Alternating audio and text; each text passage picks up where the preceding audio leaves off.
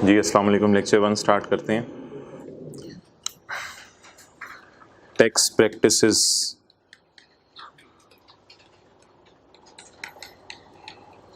अच्छा, ये ऑनलाइन वालों के लिए नोट्स अपलोड कर दिए हैं, तो ये पहला चैप्टर है, और जो फिज़िकल में बैठे हैं वो क्लास के बाद जो है फ़ोटोकॉपियर से जाते हुए इस चैप्टर के नोट्स ले लीजिएगा। आज 4 अक्टूबर है।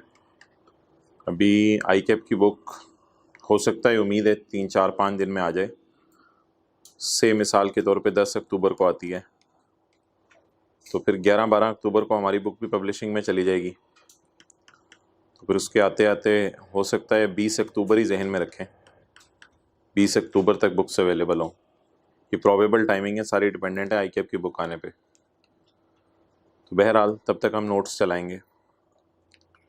बाकी आप में से किसी ने अपना तारुफ कराना है तो क्लास के बाद आ जाए, पढ़ना शुरू करते हैं हम। अच्छा भाई, टैक्स लगाने के लिए सबसे पहली बात हमें ये पता होना ज़रूरी है कि टैक्स ईयर क्या है। उसके लिए आप अपने रजिस्टर के ऊपर नोट करें,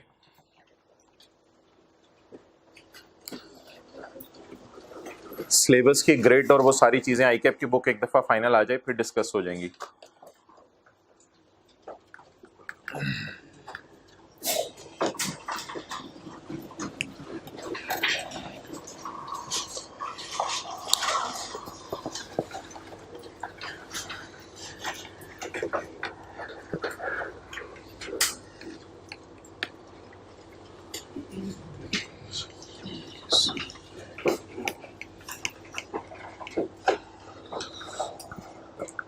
टैक्स कैलेंडर ईयर के एतबार से नहीं लगेगा। टैक्स जो लगा करेगा पाकिस्तान में वो बजट के एतबार से लगेगा, और बजट आपको पता है हुकूमत का जून में आता है। तो टैक्स जो भी पाकिस्तान में बंदा देगा वो टैक्स ईयर के एतबार से देगा, और टैक्स ईयर हुआ करेगा 12 महीने का।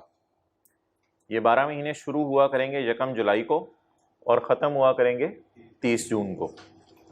इस 12 महीने को कहा जाएगा टैक्स ईयर, बल्कि नॉर्मल टैक्स ईयर, इसको कहा जाएगा नॉर्मल टैक्स ईयर। अब अगला सवाल ये आएगा कि इस नॉर्मल टैक्स ईयर को डिनोट कैसे करें। तो उसमें ये भी कहा जा सकता है कि आप इसको ऐसे डिनोट कर दें, 2021 में शुरू हो रहा है, 22 में ख़त्म हो रहा है। लेकिन ऐसा कहना मुनासिब नहीं है। लॉ मेकर ने उस बारे में कहा है कि आप इसको टैक्स ईयर 2022 ही कहेंगे। हाँ, पढ़ने वाला खुद ही समझ जाएगा जिसको लॉ का पता है कि भाई एसी की आवाज़ आ रही है, चेक करवाएं। पढ़ने वाले को खुद ही पता चल जाएगा कि ये टैक्स ईयर से क्या मुराद है। इससे मतलब क्या बनेगा। मिसाल के तौर, ये मैं भी नोट करने देता हूँ। मिसाल के तौर पे अगर 1 जुलाई 21 को मेरा साल शुरू हो रहा है तो 12 महीने कब ख़त्म होंगे? 30 जून 22 को। इसकी आखिरी तारीख किस कैलेंडर में गिर रही है? 2022 में। इसलिए इसको क्या नाम दिया जाएगा? Tax year 2022, tax year 2022। Clear? और आज क्या तारीख है? 4 अक्टूबर। ये जुलाई है? यस और नो कर दे, मैं आगे चलूं। ये अगस्त है, ये सितंबर है, ये हम यहां कहीं खड़े हैं। आज 4 अक्टूबर है। तो अगर मैं कहता हूं कि ये 4 अक्टूबर है आज की तारीख, तो 4 अक्टूबर वाले दिन मुझे बताएं मैं किस टैक्स ईयर में खड़ा हूं। आज 4 अक्टूबर है, टैक्स ईयर 2022। 21 नहीं कहना, क्योंकि 1 जुलाई 21 को जो साल शुरू हो और 30 जून 22 को ख़त्म हो, इसका नाम क्या रखेंगे? बोलें, टैक्स ईयर 2022। तो ये ब्लैक डॉट में तो मैंने आपको सिर्फ आज की डेट शो करनी थी, अब ये नोट कर लें। तो टैक्स ईयर कैलेंडर के एतबार से नहीं दिया जाएगा, बल्कि 30 जून को हमारा टैक्स ईयर एंड हुआ करेगा।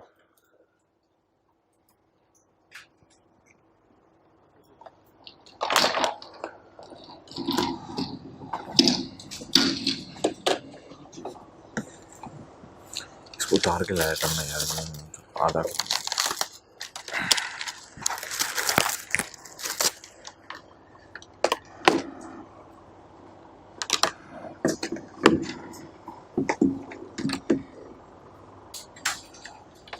ठीक है।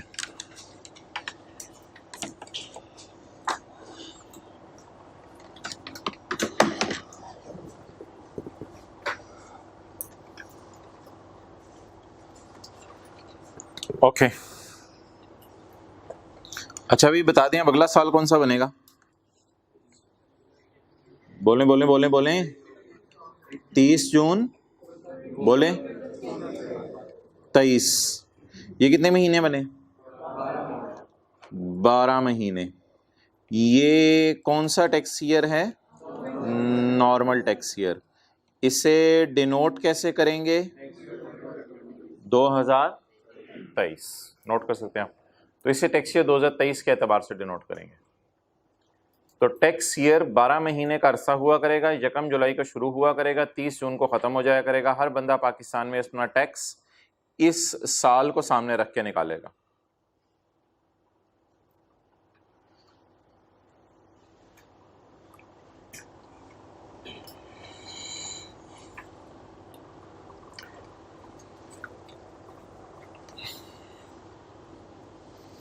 ओके तो इधर हम क्या लिखूं मैं? 1 जुलाई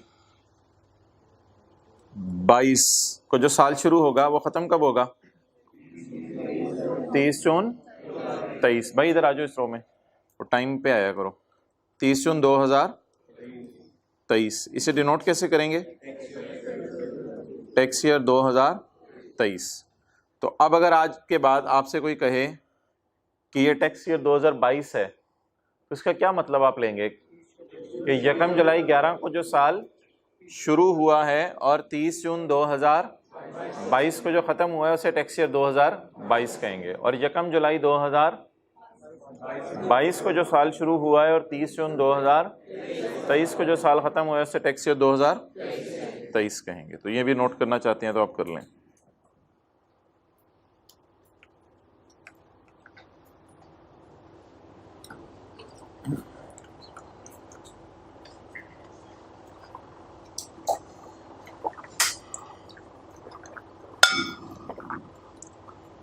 ओके अब आप इसकी डेफिनेशन पढ़ लेते हैं।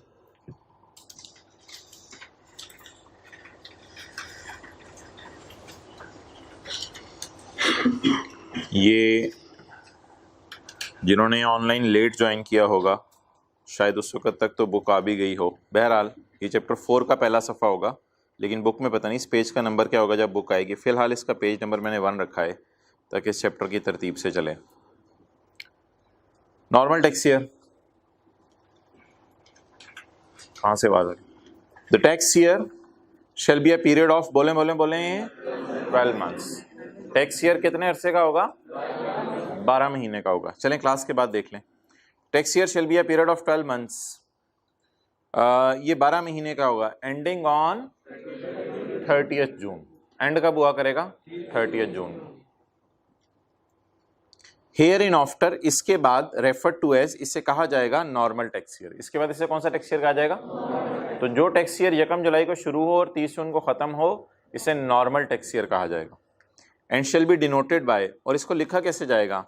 बाय द कैलेंडर ईयर, उस कैलेंडर ईयर के नाम से लिखा जाएगा इन विच द आखिरी तारीख फॉल्स, जिसमें आखिरी तारीख गिर रही है। बताएं जी आखिरी तारीख किस साल में गिर रही है? इसकी 2000, और इसकी आखिरी तारीख किस साल में गिर रही है? 2023 में। तो इसे उस कैलेंडर ईयर से डिनोट किया जाएगा। कैलेंडर ईयर तो 31 दिसंबर का होता है, इसको बेशक काट भी दें। कैलेंडर ईयर से हमें कंसर्न नहीं है, ये बात याद रखेगा। कैलेंडर ईयर 31 दिसंबर का होता है, इसको बेशक काट दें, नो प्रॉब्लम। बस ये पता होना चाहिए कि टैक्स ईयर कब एंड हुआ करेगा? 30 जून को एंड हुआ करेगा। ओके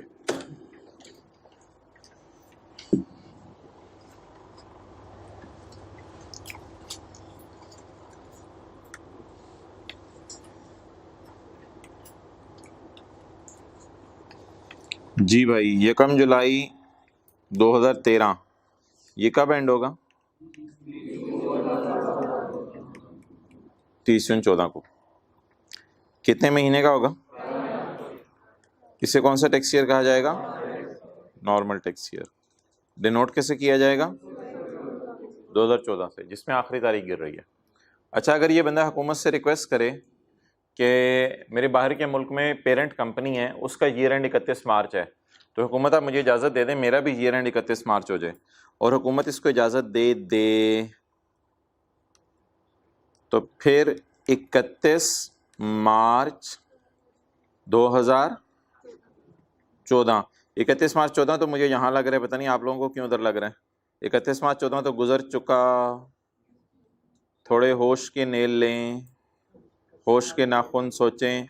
31 मार्च 14 तो गुजर चुका, 31 मार्च 14 की तारीख लिखवाने वाले आगे चलेंगे ना, जुलाई, अगस्त, सितंबर, अक्टूबर, तो प्लीज़ 31 मार्च 14 नहीं बोलना। बोलें बोलें बोलें, कैलेंडर में आगे चलते हैं ना, दुनिया आगे जा रही है। 31 मार्च 2015, ऑब्वियसली इसके बाद 31 मार्च 15 ही आ सकता है, इसके बाद तो 31 मार्च 14 नहीं आ सकता। तो अब ये हुकूमत से जब इजाज़त मांगेगा कि आज के बाद मेरा ईयर एंड 31 मार्च को होगा, तो फिर इसको इजाज़त किस तारीख तक की मिलेगी? 31 मार्च 15 तक की। लेकिन इसके बाद जो 31, अब तो ये 31 मार्च 15 के बाद एक और भी 31 मार्च आएगा, 31 मार्च 16, तो अब तो इसका मार्च में ईयर एंड हुआ करेगा। इसी तरह अगले साल 31 मार्च 2017, 31 मार्च 18, तो इसने हुकूमत से इजाज़त ले ली है। अब ये कितने महीने बनते हैं? 9 मंथ्स, ये बनते हैं 9 मंथ्स, और ये कितने महीने बनते हैं? 12 मंथ्स।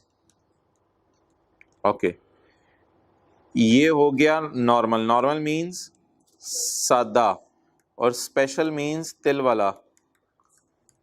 तो ये नॉर्मल हो गया, और ये कौन सा हो गया? Special.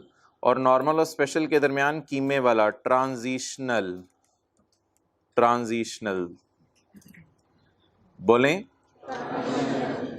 Transitional, transitional tax year. इसकी आखिरी तारीख क्या बन रही है? 31 मार्च 15, तो 15 से कौन सा मुराद है? 2015 का कैलेंडर ही है ना, तो इसे 2015 से डिनोट करेंगे। इसकी आखिरी तारीख कौन सी बन रही है? 2016, तो इसे किससे डिनोट करेंगे? टैक्स ईयर 2016 से। तो ये ट्रांजिशनल और स्पेशल के अंदर क्या फ़र्क है? जब नॉर्मल से स्पेशल की तरफ जाएंगे तो बीच में हमेशा एक अरसा आया करेगा जो 12 महीने से कम होगा, मस्ट कम होगा, मस्ट, कोई दूसरी बात नहीं है। जब भी नॉर्मल से स्पेशल पे जाया करेंगे तो बीच में एक अरसा आएगा, जो अरसा हमेशा पॉसिबल ही नहीं 12 महीने का हो, इम्पॉसिबल है, जो हमेशा कितने महीने का होगा? 12 महीने से कम का। तो उसको डिनोट कैसे किया करेंगे? Transitional tax year. और इसको कैसे डिनोट किया है हमने? क्या? Special tax year. और ये कौन सा वाला था? Normal tax year. ठीक है जी भाई, आगे आ जाएं आप। भाई ये सोच समझ के एडमिशन आपने लेना था, मुझे नहीं पता चेंज हो सकती है आपकी क्लास या नहीं। तो 7:15 पे सर्दियों में अगर आप आ सकेंगे तो ये सोच समझ के एडमिशन लेना था। 7:15 पे पूरी क्लास शुरू हो जाया करेगी। ओके, जल्दी करें, आधे मिनट से ज़्यादा ना लें, इसको नोट करें।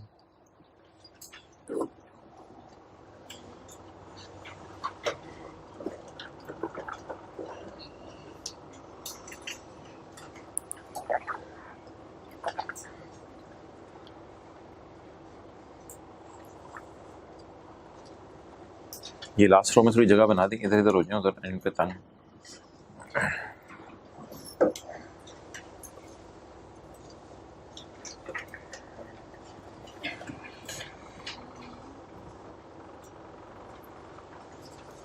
तो जब भी नॉर्मल से स्पेशल की तरफ जाएंगे तो एक अरसा बीच में आया करेगा जो 12 महीने से कम का होगा, उस अरसे को क्या कहा जाएगा? Transitional tax year.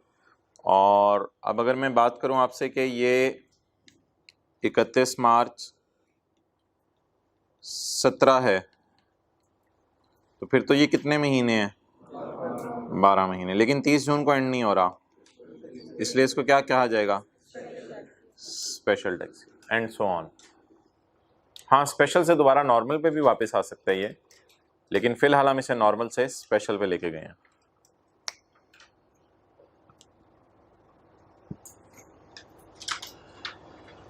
तो आम हालात में टैक्स ईयर 30 जून को एंड होगा, लेकिन अगर कोई इजाज़त ले ले तो उसका फिर ईयर एंड 31 मार्च भी हो सकता है, कुछ भी हो सकता है, 28 फरवरी भी हो सकता है, कुछ भी उसका ईयर एंड हो सकता है।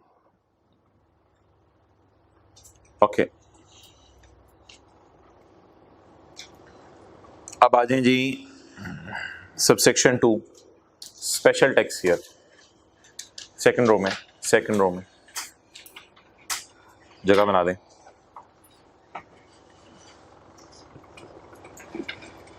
पढ़ें जी। Where a person is allowed, जहां एक बंदे को क्या मिल जाए, इजाजत मिल जाए।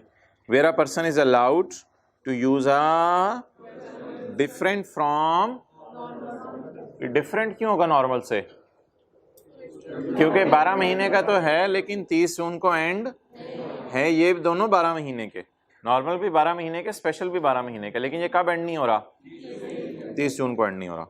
Where a person is allowed, जहां एक बंदे को इजाजत मिल जाए to use a 12 month period, के वो 12 महीने का अरसा यूज कर ले, डिफरेंट फ्रॉम, जो कि नॉर्मल टैक्स ईयर से हटके होगा। सच पीरियड, ये वाला अरसा, shall be that person's, ये उस बंदे का टैक्स ईयर होगा, उस बंदे को स्पेसिफिकली इजाजत मिलेगी।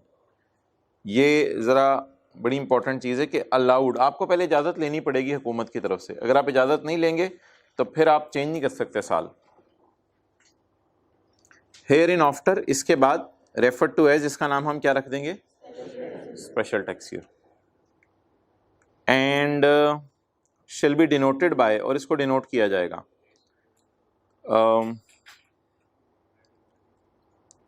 अच्छा, इसको ये जिस तरह मैं जरा कर रहा हूँ उस तरह पढ़िएगा, जिस तरह मैं अंडरलाइन कर रहा हूँ।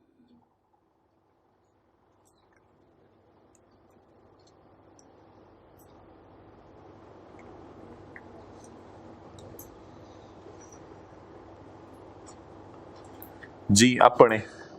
And shall be denoted by the calendar year in which the closing date of special tax year falls. ठीक है, बेशक आप इतने को अंडरलाइन कर लें, जो मैंने मिटाया उसको मिटाना नहीं है, इसको फिर मैं एक्सप्लेन कर दूंगा, लेकिन इतनी सी बात समझ आ रही है? इतनी सी बात, shall be denoted by the calendar year in which the closing date of special tax year falls. जी, closing date of special tax year falls in which calendar year, 70, in which the closing date of special tax year falls, तो इसलिए इसको denote किया जाएगा उससे। बहरहाल ये अभी मैंने जो बात आपको कटवाई है, आपने काटनी बिल्कुल नहीं है, इसको मैं थोड़ी देर बाद एक्सप्लेन करूंगा। तो नीचे वाली एग्जांपल्स भी अभी नहीं पढ़नी है आपने, ये जो दी हुई है, तो इसको जरा दोबारा पढ़ लें आप पूरा।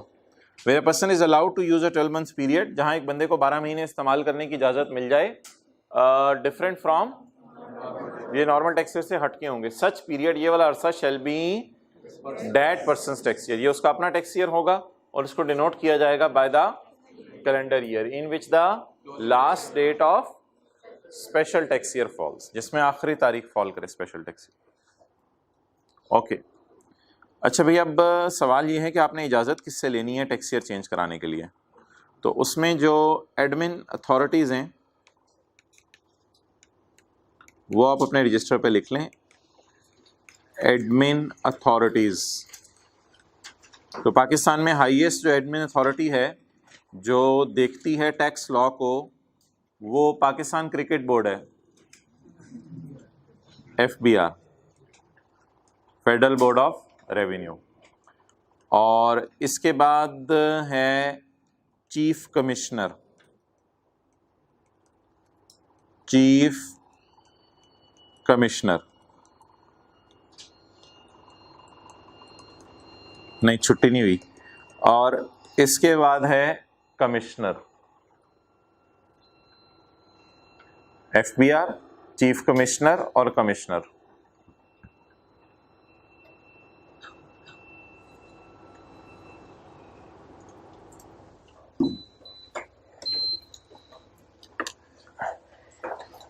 लाइट चली गई, आप लिख लें तरतीब से, FBR, उसके बाद चीफ कमिश्नर और फिर उसके बाद कमिश्नर। तो हाईएस्ट जो अथॉरिटी है वो कौन सी है? Federal board of revenue. Federal board of revenue की एब्रीविएशन यूज की जाएगी, भाई इधर देखना यार, फेडरल बोर्ड ऑफ रेवेन्यू की जो एब्रीविएशन यूज की जाएगी वो खाली FBR भी यूज कर सकता है या खाली बोर्ड का लफ्ज भी यूज कर सकता है। तो बोर्ड के बाद जो हाईएस्ट अथॉरिटी चीफ कमिश्नर के बाद commissioner and so on. Okay, अब आप हजरात आए इसमें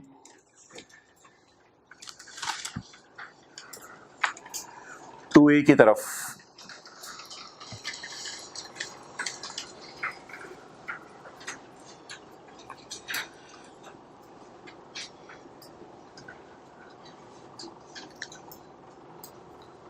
ओके, आ जाए आगे, दोनों आ जाए आगे, भाई इधर जगह बना दो। ये फर्स्ट रो में भी जगह बना दे, फर्स्ट रो में आ जाए, फर्स्ट रो में। ओके, एडमिन अथॉरिटीज का मतलब क्या है कि ये एडमिनिस्ट्रेशन देखते हैं under the income tax law. तो federal board of revenue, chief commissioner और कमिश्नर।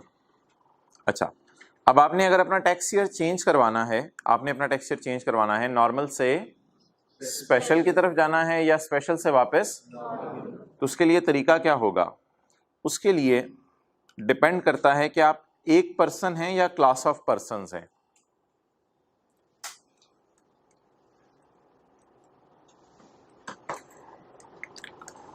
क्लास ऑफ पर्संस या पर्सन। क्लास ऑफ पर्सन से क्या मुराद है? ऑल CA कॉलेजेस, ये क्या है? Class of persons. All car sellers, Honda, Toyota, Suzuki, किया, ये क्या है? Class of persons, group. Person से क्या मुराद होगा? Honda, rise. पर्सन से मुराद होगा सिंगल पर्सन। और क्लास ऑफ पर्सन से क्या मुराद होगा? तो अगर सारे कॉलेज अपना टैक्स ईयर चेंज कराना चाहते हैं तो ये जाएंगे मोहतरम फेडरल बोर्ड के पास। ये किसके पास जाएंगे? फेडरल बोर्ड के पास। समझ आई बात? अगर सारे CA के कॉलेजेस यानी क्लास ऑफ पर्संस अपना टैक्स ईयर चेंज करवाना चाहते हैं तो ये किसके पास जाएंगे? और अगर पर्सन अपना चेंज ऑफ टैक्स ईयर करवाना चाहता है तो ये किसके पास जाएंगे? कमिश्नर के पास। तो अगर एक ग्रुप अपना टैक्स ईयर चेंज कराना चाहता है तो किसके पास जाएगा? हाईएस्ट अथॉरिटी के पास, FBR के पास। और अगर एक सिंगल बंदा अपना टैक्स ईयर चेंज कराना चाहता है तो किसके पास जाएगा? कमिश्नर के पास। तो सिर्फ राइज वाले चाहते हैं हमारा टैक्स ईयर चेंज हो जाए तो क्या करें? सारे CA के कॉलेजेस वाले चाहते हैं हमारा टैक्स ईयर चेंज हो जाए तो टोयोटा वाले चाहते हैं हमारा टैक्स ईयर चेंज हो जाए तो कमिश्नर के पास। सारी गाड़ियां बनाने वाली कंपनी चाहती है हमारा टैक्स ईयर चेंज हो जाए तो FBR के पास जाएंगे।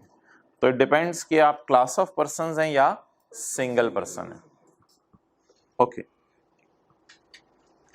चलें जी इसको पढ़ते हैं अब।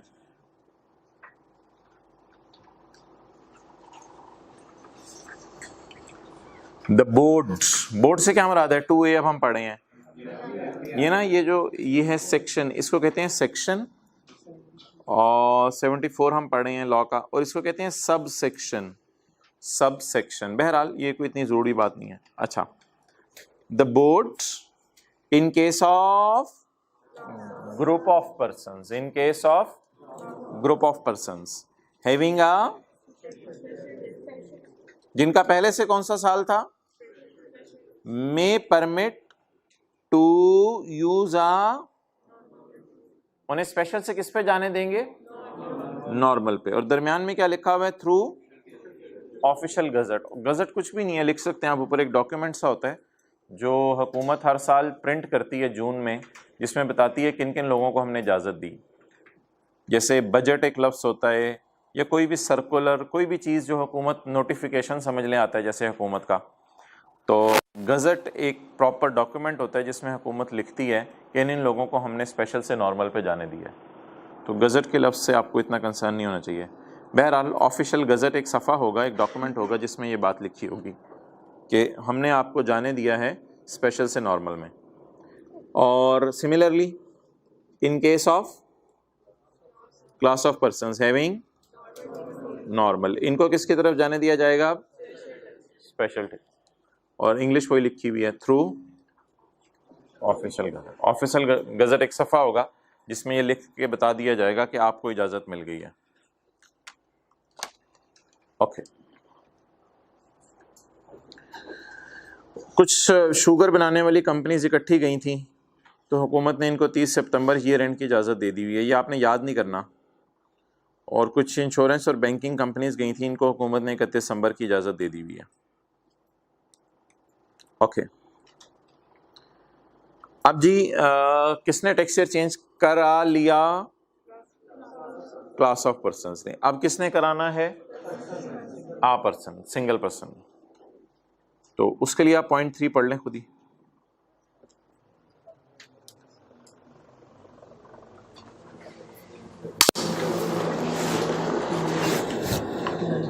सफ़े पेजेस, उसको मैसेज करो।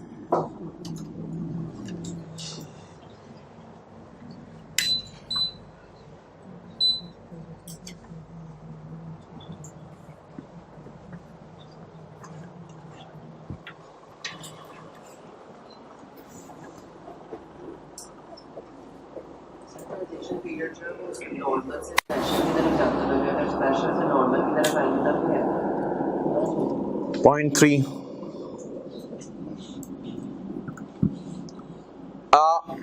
बोलें।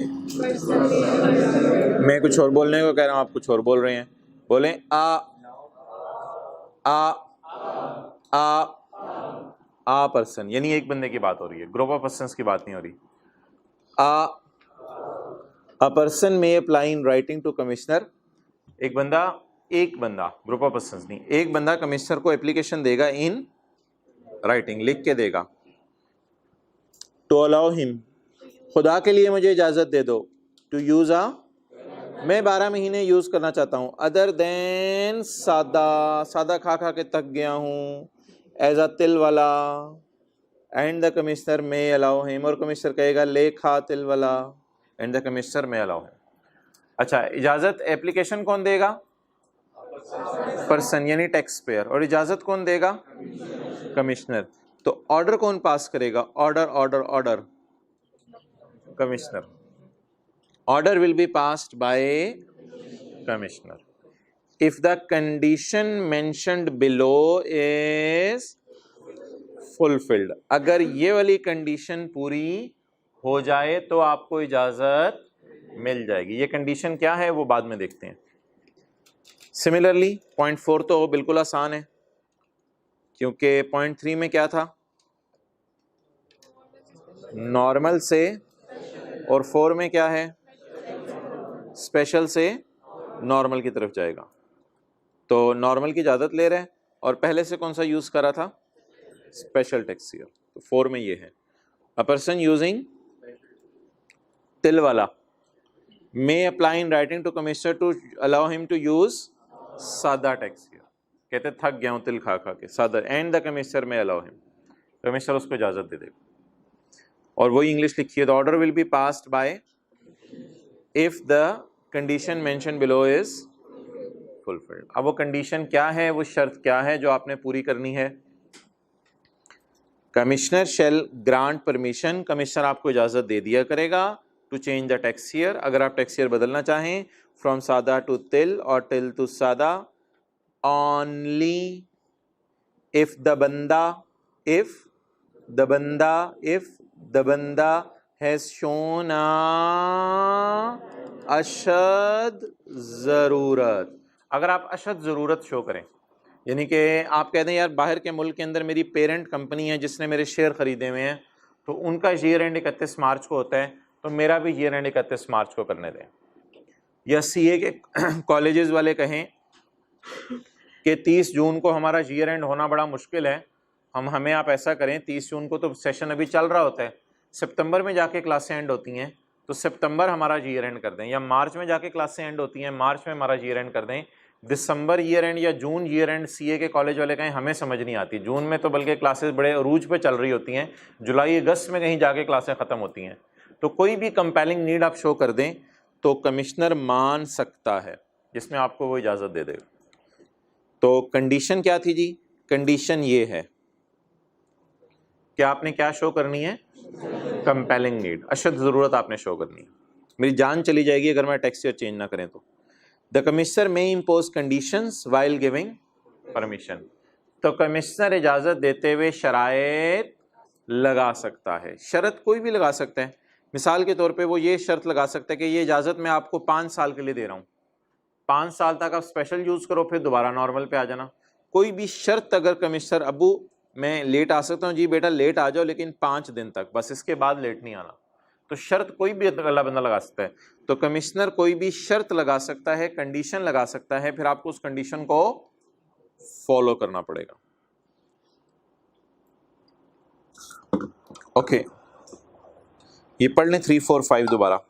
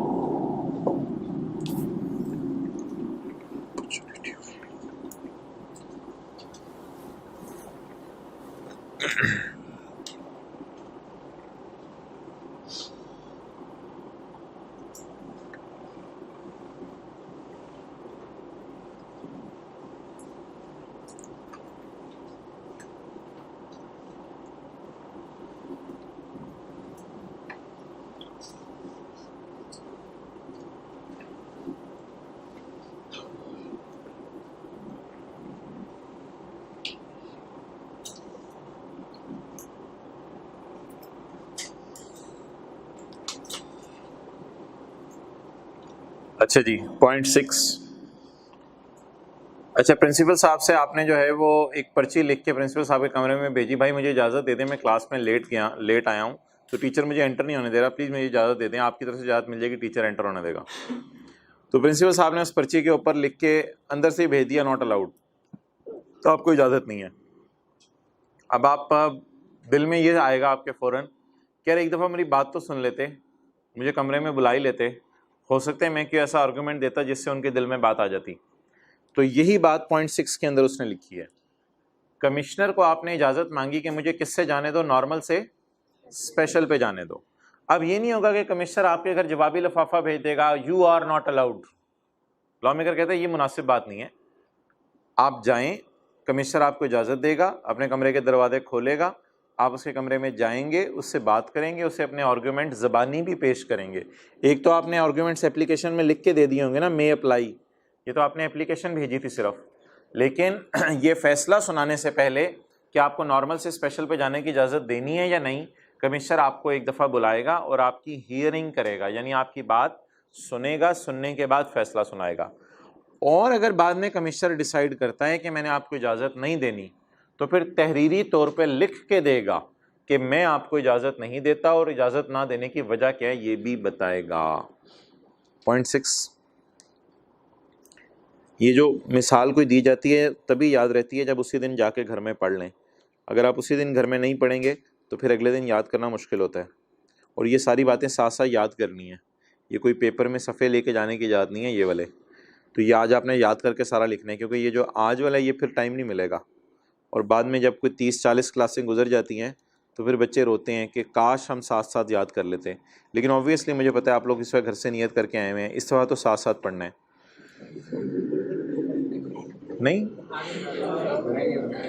N order by commissioner, commissioner का जो ऑर्डर है of change in tax year के चेंज का, shall be passed after providing the applicant, applicant से कौन मुराद है? टीपी से मुराद टैक्स पेयर। तो after providing the tax payer an opportunity of being heard, opportunity of being heard का उर्दू में मतलब लिख लें, कमिश्नर अपने कमरे में बुला के आपकी बात सुनेगा। कुछ लोगों को भूल जाता है, फिर बाद में पूछते हैं, इसलिए ऑनलाइन वालों को स्पेसिफिकली ये बात आज मैं बता रहा हूँ, जो बात क्लास में पढ़ा दी गई उसका जवाब कभी नहीं दिया जाएगा, वो यही कहा जाएगा क्लास दोबारा अटेंड कर लें जाके। तो इसलिए ये बातें लिख लिया करें और प्लीज़ फिर बाद में पूछा मत करें। अपॉर्चुनिटी ऑफ बीइंग हर्ड का उर्दू में मतलब आपको बताया, कमिश्नर अपने कमरे में बुलाएगा और आपकी बात सुनेगा।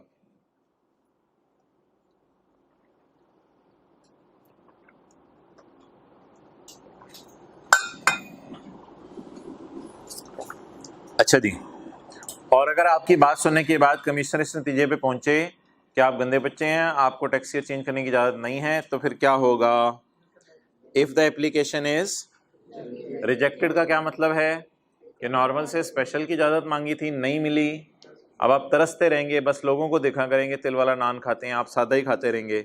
If the application is rejected, अगर आपकी एप्लीकेशन रिजेक्ट हो गई है, the commissioner shall mention in order the reasons for rejection, तो कमिश्नर लिख के बताएगा कि तिल तुम्हारे लिए क्यों खतरनाक है। ओके, चेहरे पे जो तिल होता है वो नहीं। पॉइंट 7,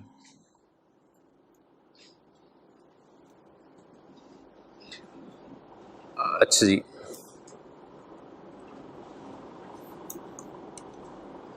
आपने अबू से इजाज़त मांगी, अबू मैं 10 बजे तक घर आ जाया करूंगा।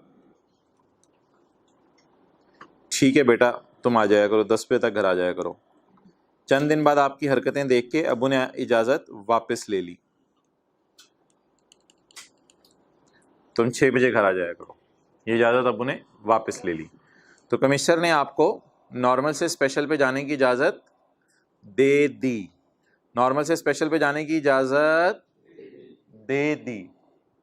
इस दिन कमिश्नर को ख्याल आया ये इजाज़त मैं वापस ले लूँ, तो ये पावर भी कमिश्नर के पास अवेलेबल है कि दी हुई इजाज़त बाद में क्या ले सकता है? वापस। अभी तक तो हम ये डिस्कशन कर रहे थे ना, इजाज़त मिलनी है या नहीं मिलनी। अब हम क्या डिस्कशन करने लगे हैं? मिली हुई इजाज़त वापस। भाई टैक्स की क्लास पढ़ने आए, 7:15 वाली, 7:45 वाली? नहीं सर, ये 7:15 वाली है। अच्छा जी, पॉइंट 7, इस वक्त तो बस काला शिकागो पहुंचने वाली है। पॉइंट 7, द कमिश्नर में बाय ऑर्डर, कमिश्नर ऑर्डर के जरिए withdraw the permission granted regarding change in tax year, जो उसने इजाजत दी थी उसे क्या कर सकता है?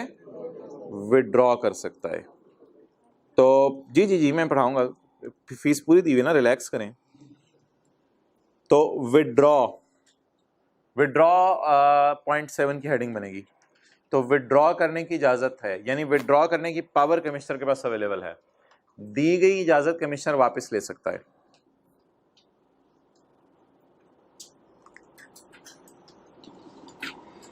लेकिन भाई इसमें ऐसा नहीं होगा कि कमिश्नर ऐसे ही बस आपके घर लेटर भेज दे, मैंने आपको इजाजत दी थी मैं वापस लेता हूं। इससे पहले भी एक शर्त है, ये तो आपके लिए बड़ा धमाका है ना, इजाजत मिल गई थी, 2-3 साल बाद कमिश्नर ने कहा मैं वापस लेता हूं। तो इससे पहले कमिश्नर को क्या करना चाहिए? आफ्टर प्रोवाइडिंग एन अपॉर्चुनिटी, आपको एक मौका देगा जिसमें आप अपनी बात सुनाएंगे जाके।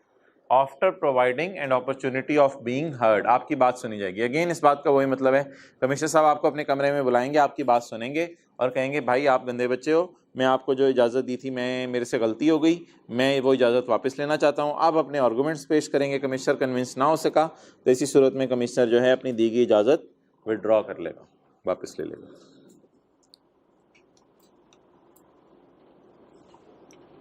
ओके, पॉइंट 8 में अभी पढ़ाता हूँ, सब्र कर दें। इसमें transitional tax year, transitional tax year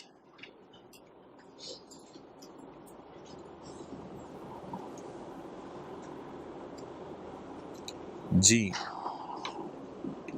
transitional tax year यहां से शुरू होता है नॉर्मल के एंड से, और स्पेशल के स्टार्ट पे खत्म हो जाता है। लेकिन स्पेशल से अगर नॉर्मल पे जाना चाहें तो भी कौन सा ट्रांजिशनल, जो भी टैक्स ईयर जो बीच में आएगा उसका क्या नाम होगा?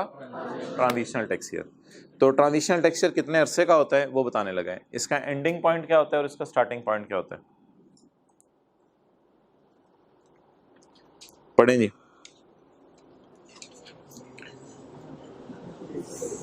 Where the tax year of a person changes, जहां एक टैक्स ईयर बंदे का बदल जाए। The अरसा between end of the last tax year prior to change।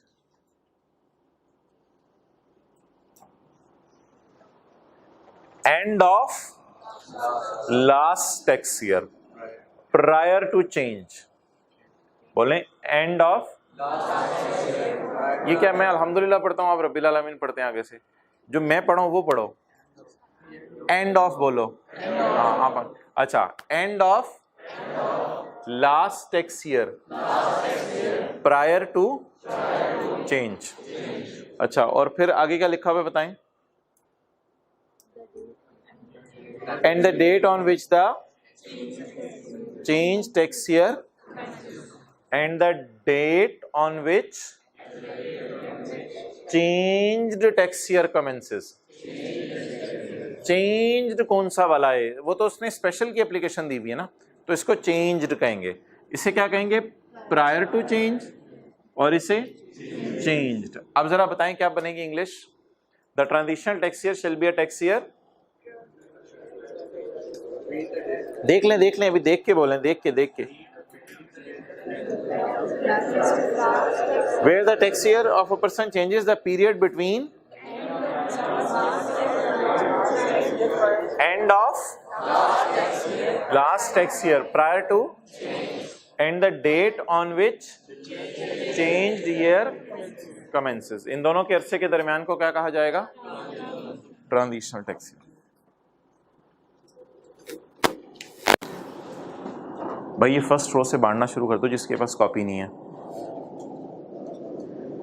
Where the tax year of a person changes the period between the end of the last tax year prior to change and the date on which changed tax year commences shall be treated as a separate tax year to be known as। इस separate अरसे का क्या नाम होगा? चलें पढ़ लें इसको।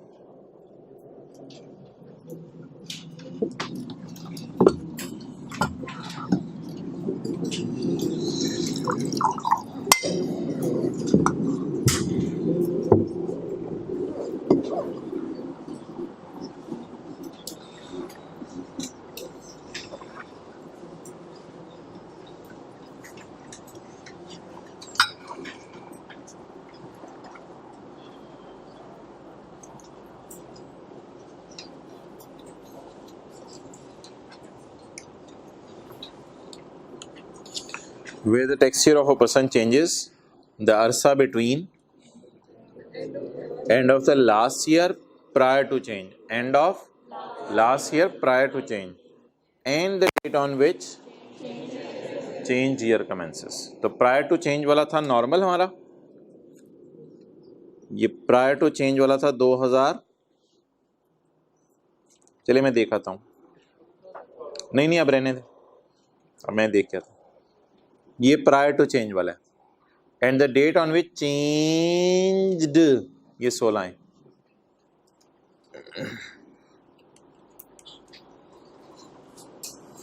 चेंज्ड टैक्स ईयर कौन सा था? 2016। और प्रायर टू चेंज कौन सा था? 2014। इन दोनों के बिटवीन जो अरसा था उसे क्या कहा जाएगा? Transitional tax year.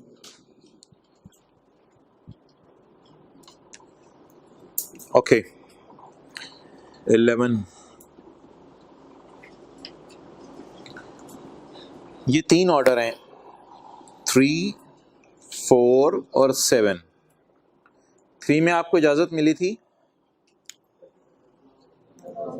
नॉर्मल से, और 4 में आपको इजाजत मिली थी 7 में जो इजाज़त आपको मिली हुई थी वो क्या हो गई थी, विड्रॉ हो गई थी। 3 में कौन इजाज़त देता है नॉर्मल से स्पेशल पे जाने की, चाहे तो ना दे ही ना नॉर्मल से स्पेशल पे जाने की। 4 में कौन इजाज़त देता है स्पेशल से नॉर्मल पे जाने की, चाहे तो दे ही ना। और 7 में कमिश्नर क्या करता है, दी हुई इजाज़त। तो अगर 3 में आपने इजाज़त मांगी और ना मिली, या 4 में आपने इजाज़त मांगी और, या 7 में दी गई इजाज़त, तो इन सारी बातों पर आप तप जाएंगे। तो जब इन सारी बातों पे आप तप जाएंगे तो तप के कमिश्नर की शिकायत किसको लगाएं, वो तो खुद कमिश्नर है, उसकी शिकायत किसको लगाएं। पॉइंट 11, अ पर्सन तपा हुआ, dissatisfied, a person तपा हुआ with any order of under 3, normal से स्पेशल पे नहीं जा सके आप, या स्पेशल से या दी गई इजाजत में फाइल आ रिव्यू एप्लीकेशन, रिव्यू करो मेरे केस को, किसको, बोर्ड को। तो a person dissatisfied with any order of अब्बू may file application to दादा and the decision by the दादा shall be, अब अगर पढ़ दादा जिंदा हैं तो उनके पास नहीं जा सकते आप। तो अगर कमिश्नर ने आपको इजाज़त नहीं दी तो आप किसके पास चले जाएं, और किसका फैसला फाइनल होगा, बोर्ड का फैसला इस मद में फाइनल होगा। यानी बोर्ड के बाद आप आगे कहीं नहीं जा सकते कि मैं प्राइम मिनिस्टर के पास जा रहा हूँ, मैं वसीम अकरम के पास जा रहा हूँ, ये क्या हो रहा है इधर, ये लूट नहीं मची हुई।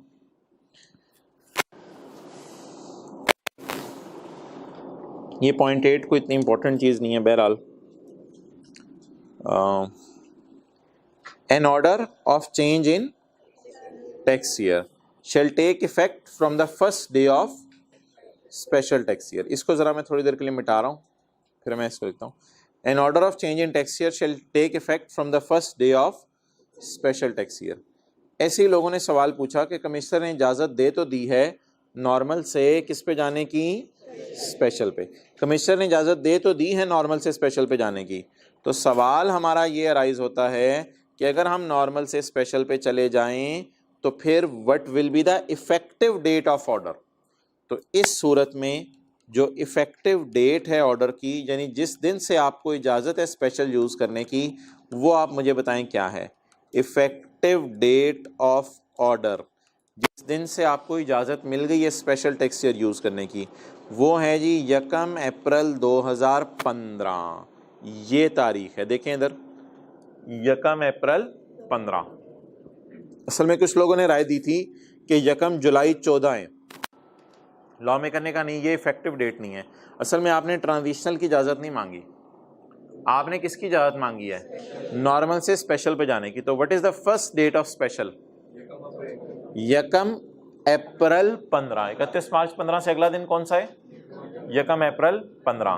तो अगर कोई आपसे पूछे कि what is the effective date of order, यानी स्पेशल पे आप आए हैं नॉर्मल से, तो किस दिन से आपको ये इजाज़त मिली है, आप ये नहीं कहेंगे 1 जुलाई से। देखने में वैसे लग रहा है कि 1 जुलाई 14 होना चाहिए, लेकिन लॉ मेकर कहता है नहीं नहीं नहीं नहीं नहीं नहीं, मेरी नज़र में आपको स्पेशल की इजाज़त मिली है 1 अप्रैल 15 से। तो ये ज़रा नोट कर लें इफेक्टिव डेट इस सिनेरियो में, फिर आगे चलते हैं।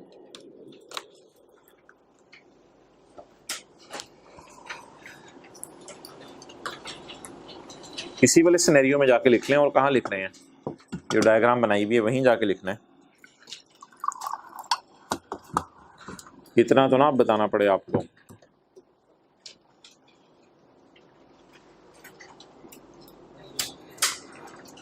वैसे लोगों ने पूछा भाई किस दिन से हमें इजाज़त मिली है कि हम स्पेशल यूज़ कर सकते हैं, तो ये तो नहीं मैं कहूँगा कि आपको इजाज़त 1 जुलाई 14 से मिली है कि आप स्पेशल यूज़ कर सकते हैं। आपको जो इजाज़त मिली है वो तो 1 अप्रैल 15 से मिली है। इजाज़त वैसे ज़बानी कलामी तो उसी दिन मिल जाएगी जिस दिन आप एप्लीकेशन देंगे, लेकिन तहरीरी तौर पे अगर बात की जाए तो किस दिन से आपको इजाज़तनामा इशू किया जाएगा, या इजाज़त पक्की पक्की मिल जाएगी वो है 1 अप्रैल 15, क्योंकि बीच वाले 9 महीने इसलिए इग्नोर किए हैं क्योंकि वो स्पेशल टैक्स ईयर नहीं है। वो कौन सा टैक्स ईयर है? Transitional tax year. तो what is the effective date of इजाज़त? फर्स्ट डे ऑफ ट्रांजिशनल या first day of special? If you are going from, लेकिन अगर आप स्पेशल से नॉर्मल पे जा रहे हैं तो फिर first day of normal, first day of normal.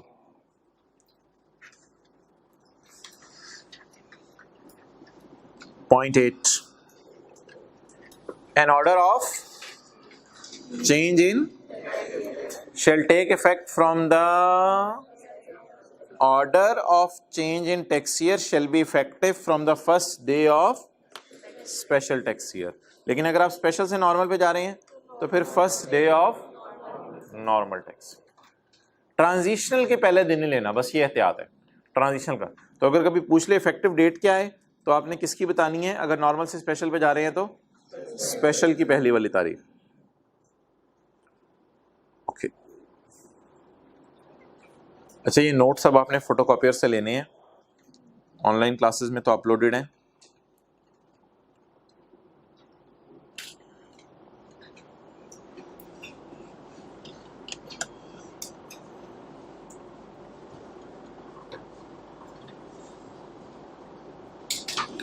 जी, ये पास पेपर का क्वेश्चन 20 है।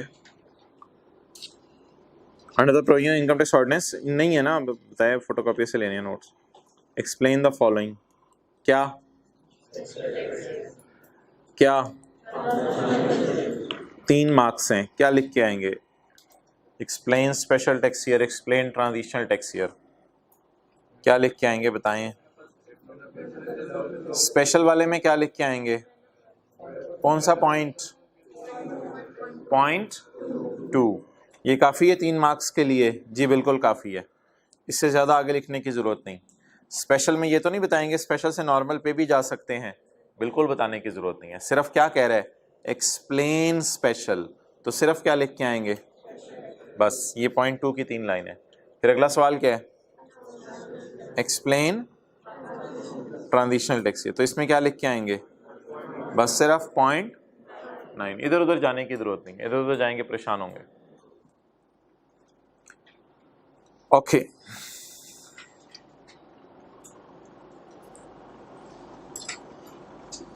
अब हमारी एक ये लाइन रहती है, इस पे जरा हमने फोकस करना है। पॉइंट 2 में आ जाए वापस।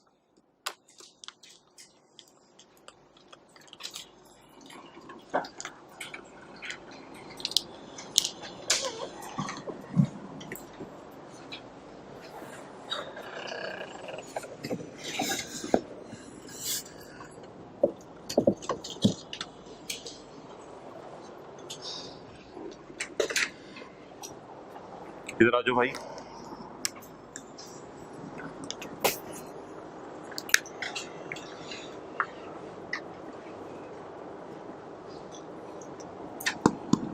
अच्छा, ये अगली बात बड़ी गौर से सुननी है आपने। अभी थोड़ी देर पहले आपसे बात हुई है कि 1 जुलाई 2000, मिसाल के तौर पे ये 16 है, 1 जुलाई 16, और ये है 30 जून 2017। तो ये कितने महीने हैं? और ये कौन सा टैक्स ईयर है? Normal tax year. ये नॉर्मल टैक्स ईयर है। इसे कैसे डिनोट करेंगे? 2017 से। अब अगर ये इजाज़त ले लेते हैं कि मेरा ईयर एंड क्या होगा, बोलें 31 मार्च 18, 31 मार्च 17 तो भाई गुजर चुके हैं ना, कैसी बातें करें। 31 मार्च 18, तो ये कितने मंथ्स बनेंगे?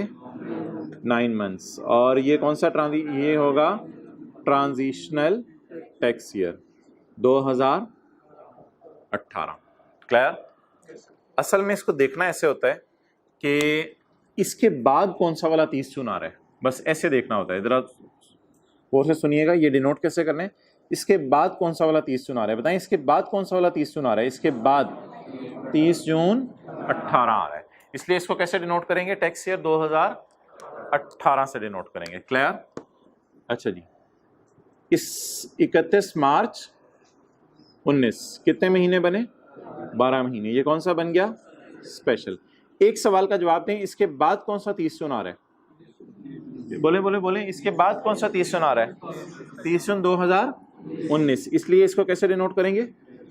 टैक्स ईयर 2019 से। यहां तक बात क्लियर होगी? अच्छा, अब अगली बात, ये बड़ी गौर से सुननी है, सबसे इंपॉर्टेंट बात है। 1 जुलाई 16 को एक बंदे का साल शुरू हुआ और 30 जून 17 को ख़त्म हो गया। इसे कितने महीने का बना? 12 महीने का। कौन सा? नॉर्मल। Tax year 2017। अच्छा जी, अब ये बंदे ने हुकूमत से इजाज़त मांगी कि मेरा टैक्स ईयर, इधर ही रखो, मेरा टैक्स ईयर जो है सितंबर में कर दें, मेरा टैक्स ईयर सितंबर में कर दें। आप बताएं जी कौन सा सितंबर आएगा? बोले बोले बोले। 30 जून 17 के बाद फौरन कौन सा सितंबर आएगा? कैलेंडर आपको देखना आता है, जुलाई अगस्त सितंबर 3 महीने गुजरेंगे। 30 सितंबर बोलें 2017, तो 30 सितंबर 17, 3 महीने गुजरेंगे और 3 महीने गुजरते ही इसका ट्रांजिशनल टैक्स ईयर क्या हो जाएगा? एंड हो जाएगा। तो 30 सितंबर बोलें 17, कितने महीने बने? 3 महीने। कौन सा वाला? Transitional tax year. अब जरा बताना है ये ट्रांजिशनल टैक्स ईयर कौन सा है। अब ये जरा धोखा है, जिस तरह आप सोचेंगे उस तरह शायद गलत हो, जिस तरह मैंने पहले सोचने को कहा है उस तरह जरा आपने सोचना है। 30/9/17 के बाद कौन सा 30 जून आएगा? सोच के बताना है। 30/9/17 के बाद कौन सा 30 जून आएगा? 2000। इसलिए इसको कैसे डिनोट करना है? 2000। हालांकि आप कह रहे होंगे शुरू भी 17 में हो रहा है, ख़त्म भी 17 में हो रहा है, इसका नाम क्यों 18 है? मोहतरम, अगर क्लास के शुरू में आप अटेंटिव थे तो 1 जुलाई 17 से माने ना माने 2018 का साल शुरू हो चुका हुआ है। नॉर्मल टैक्स ईयर मैं कह रहा हूं, जो टैक्स वालों का टैक्स ईयर होता है। मैंने आपको कहा 30 जून 17 में 17 का साल खत्म हो जाता है। तो प्रैक्टिकली अगर बात करें तो 1 जुलाई 17 से कौन सा साल शुरू हो चुका है? 18 का। ये थोड़ी सी जरा टेक्निकल और बारीक बात है, जो आपके लिए आसान बात है, जो आपने घर जाते हुए याद रखनी है, वो सिर्फ एक है। ये आखिरी तारीख क्या है? बस इसके बाद बता दें कौन सा 30 जून है। इसके बाद बस पेपर के लिए ये सबसे बड़ा हिंट है। इसके बाद कौन सा 30 जून है? इसलिए इसको किससे डिनोट करेंगे? टैक्स ईयर 2018 से। ये बात आप डाइजेस्ट करके जाने, आपने क्लास में डाइजेस्ट करके जाने। 30/9/2000 साल तो पहले बताएं ना, पहले साल तो बताएं। अब इसने क्या हुकूमत से इजाजत ले ली है कि मेरा ईयर एंड हुआ करेगा 31 मार्च, लेकिन इसने क्या इजाजत ली है हुकूमत से? मेरा ईयर एंड क्या हुआ करेगा? 30 सितंबर हुआ करेगा। ये थोड़ा आप समझने वाला सिनेरियो था। अच्छा जी, इस बात को छोड़े, नीचे का लिखना है। सिर्फ ये बता दें 30 सितंबर 18 के बाद कौन सा वाला 30 जून आना है? अगर आप कहें 30 जून 18 आना है, वो तो इधर आ चुका है। इसके बाद कौन सा 30 जून आना है? 30 जून 19 आना है।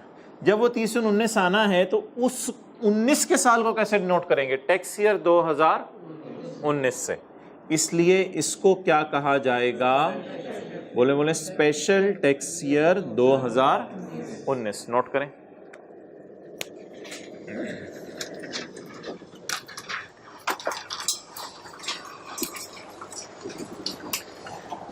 अब इसके बारे में आपके कोई सवाल है तो आपने अभी नहीं पूछने, ऑनलाइन वालों ने भी नहीं पूछने। ये इंशाल्लाह कल यहीं से दोबारा हम रिज्यूम करेंगे। तो कल इसको पहले रिवाइज कराया जाएगा, सुबह फिर आगे चलेंगे। इसलिए इसके बारे में कोई सवाल पूछने की जरूरत नहीं है। फिलहाल एक बात क्या याद रखनी है कि जो भी एंड की तारीख है उसके बाद कौन सा 30 जून आ रहा है, बस इससे आपका मसला हल हो जाएगा।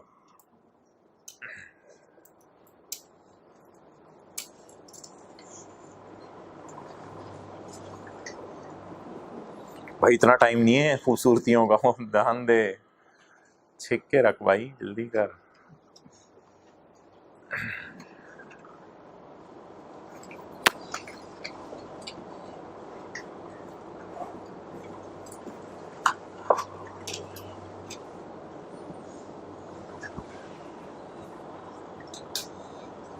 इन दोनों के ऊपर रूल देख लें। आखिरी तारीख के बाद कौन सा 30 जून आना है, ये सोचना है। उर्दू में लिख लें, आखिरी तारीख के बाद कौन सा 30 जून आना है, बस ये सोचा करना है। उर्दू में लिख लें ऊपर इन दोनों के रूल, आखिरी तारीख के बाद कौन सा 30 जून आना है, ऐसे सोचना है।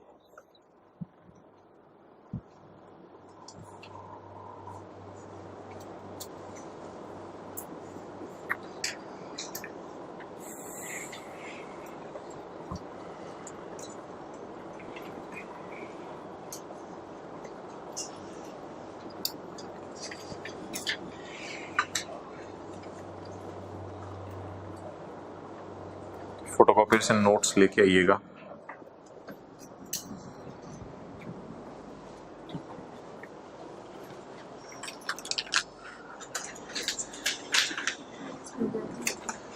इधर लाओ कैमरा। अब ये लाइन इंशाल्लाह कल पढ़ लेंगे, कोई मसला नहीं। इस लाइन में ना असल में यही बात की हुई है, relevant to normal tax year. आपने नॉर्मल टैक्स ईयर देखना है, फिर उसकी तारीख देखनी है, लेकिन ये लाइन कल मैं दोबारा बता दूंगा, तो यहीं पे छोड़ते हैं हम बात। लेकिन इतना सारा आपने याद भी करके आना है और लिख के भी आना है। ठीक है, क्लोज करें।